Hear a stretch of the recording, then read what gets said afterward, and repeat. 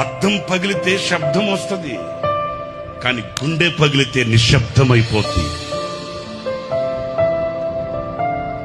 వేదన కలిగితే, బాధ కలిగితే మనసులో ఉన్న మనుషులకు చెప్పుకోగలుగుతాం, కానీ మనసులో ఉన్న మనుషులే గాయాన్ని రేగితే ఇంకెవరికి చెప్పుకుంటామండి?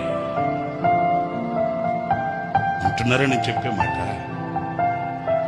వేదన కలిగితే, బాధ కలిగితే మనసులో కొందరు ఉంటారండి, వాళ్ళతో చెప్పుకుంటామండి. మరి ఆ మనసులో ఉన్న మనుషులే గాయపరిస్తే ఇంకెవరితో చెప్పుకుంటాం? ఇంకే దేహానికి గాయమైతే కుదుట పడుతుంది, ఎవరో సహాయం చేస్తారు, మేలు కలుగుతుంది. మరి గుండెకే గాయమైతే గుండె గాయాన్ని చూడగలిగిన వాడు ఎవడున్నాడండి? ఆ గుండెకు కలిగిన గాయమే ఒక గేయం. ఆ గేయమే ఈ సంవత్సరానికి మనందరికీ ఒక